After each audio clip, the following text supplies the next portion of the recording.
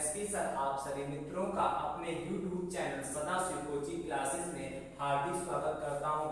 Corona काल को ध्यान में रखते हुए सदाशिव कोचिंग क्लासेस की ओर से आप सभी मित्रों को ऑनलाइन क्लासेस प्रोवाइड की जा रही हैं।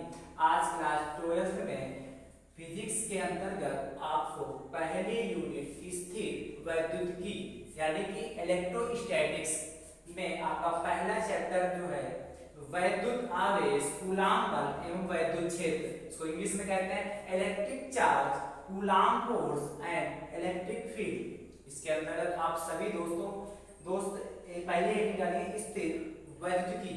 इसकी स्थिर वैद्युतिकी क्या होता है जानते हैं। भौतिक विज्ञान की वह शाखा जिसमें विरामावस्था में आवेशों का अध्ययन किया जाता है स्थिर वैद्युतिकी कहलाता है। कहने का मतलब है जब कोई पिंड या कोई वस्तु रुकी हुई होती है तब जो उसमें आवेश होते हैं उसका अध्ययन करना ही स्थिर वैद्युतिकी कहलाता है। यानी कि भौतिक विज्ञान की वह शाखा जिसमें विरामावस्था में आवेशों का अध्ययन किया जाता है स्थिर वैद्युतिकी कहलाता है। यानी कि रेस्ट पोजीशन में आवेशों का अध्ययन करना, यानी विरामावस्था में रुकी हुई वस्तु में आवेशों का अध्ययन करना ही स्थिर वैद्युतिकी कहलाता है। उसके बाद नेक्स्ट हेडिंग आपको डालेंगे स्थिर वैद्युतिकी के उपयोग, यूजेस ऑफ इलेक्ट्रोस्टैटिक्स। इसके अंतर्गत पहला पॉइंट आपको लिखेंगे इसका उपयोग छाया प्रति बनाने का यंत्र मुख्यतः स्थिर वैद्युतिकी के सिद्धांत पर आधारित होता है। कहने का मतलब है जो छाया प्रति यानी कि फोटोकॉपी की मशीन, जैसे आपको मार्कशीट की फोटोकॉपी करवानी होती है तो क्या करते हैं, मार्कशीट आप ले जाते हैं दुकान पे और कहते हैं सर इसकी फोटोकॉपी कर दीजिए। तो जब क्या करता है फोटोकॉपी को अपने मार्कशीट में रखता है और क्या उसके बाद करता है उसकी छाया प्रति यानी कि उसकी प्रतिलिपि निकाल के आपको दे देता है। तो वही उसी चीज को कहते हैं छाया प्रति। बात समझ में आई आप लोगों को।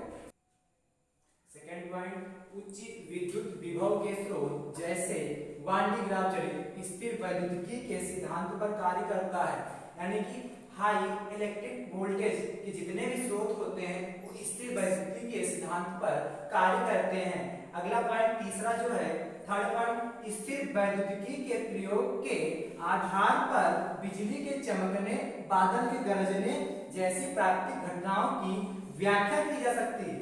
यानी कि जितनी भी प्राकृतिक घटनाएं होती हैं वो कैसे उनकी व्याख्या स्थिर वैद्युतिकी के सिद्धांत पर की जा सकती है, आधार पर की जा सकती है। जैसे क्या बिजली के क्या हुआ, बिजली के चमकने यानी कि बिजली कैसे चमकती है वो जो होता है वो स्थिर वैद्युतिकी के सिद्धांत पर उसकी व्याख्या की जा सकती है।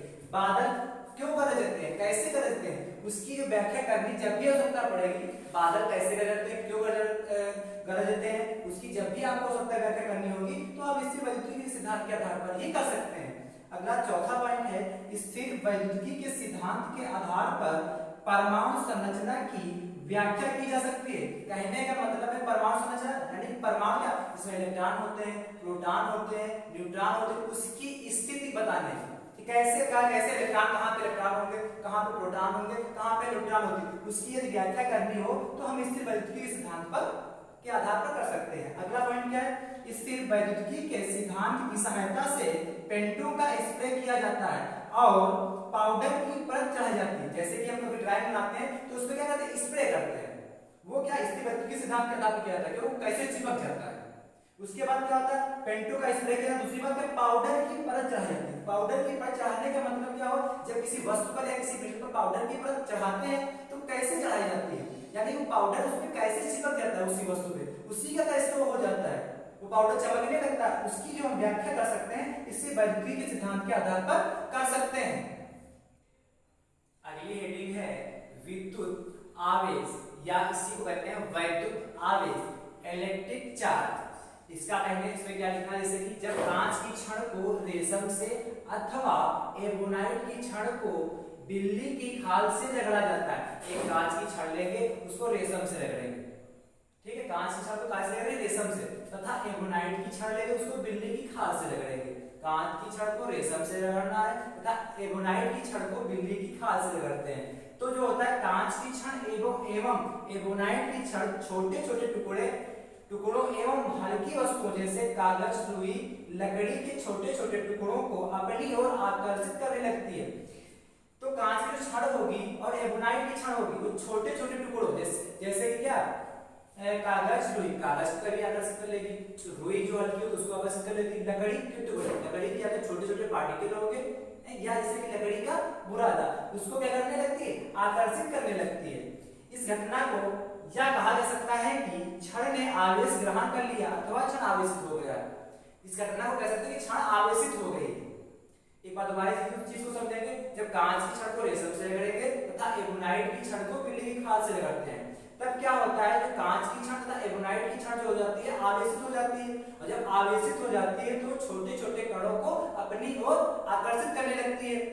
छोटे छोटे कणों, जैसे लकड़ी को बताया अभी आपको, दूसरी चीज क्या बताई थी, लकड़ी के टुकड़े यानी कि छोटे छोटे पार्टिकल हो गए, जिसकी लकड़ी का बुरादा हो गया, और कागज, छोटा कागज, कागज के छोटे छोटे टुकड़े को अपनी ओर आकर्षित करने लगती। तो ये जो पूरी घटना होती है, आकर्षित क्यों कर रही है, क्योंकि क्षण आवेशित हो गई, क्योंकि हम उसको रगड़ते हैं, तो जब रगड़ेंगे तो उसमें क्या होता है, आवेश उत्पन्न हो जाते हैं, क्षण गरम हो जाती है तो उसमें आवेश उत्पन्न हो जाते हैं, इसीलिए वो छोटे छोटे टुकड़ों को अपनी ओर आकर्षित करने लगती है। तो अब विद्युत आवेश होता है क्या, उसकी डिफिनेशन कैसे लिखेंगे कि विद्युत आवेश उस अज्ञात शक्ति का नाम है जिसके कारण किसी वस्तु के अत्यंत हल्के पदार्थों को अपनी ओर आकर्षित करने का गुण आ जाता है। मतलब विद्युत आवेश उस अज्ञात शक्ति का नाम है जिसके कारण किसी वस्तु के छोटे छोटे टुकड़े को अपनी ओर क्या कर सकती है, वो आकर्षित कर लेती है। उसमें क्वांटिटी, उसमें क्या, उसमें गुण आ जाता है, उसमें क्वालिटी आ जाती है। फिर इसके बाद अगले विद्युत जो आवेश है एक अदिश राशि है। विद्युत आवेश कैसी राशि है, एक अदिश राशि है। इसे Q से प्रदर्शित करते हैं, देखिए स्मॉल q से प्रदर्शित करते हैं, ये इसमें दिख रहा है, इसे विद्युत आवेश को स्मॉल q से प्रदर्शित किया जाता है। इसका मात्रक कूलाम होगा, इसका मात्रक क्या होगा बच्चों, कूलाम होगा, तथा इसका विमीय सूत्र AT होता है। विद्युत आवेश, विद्युत आवेश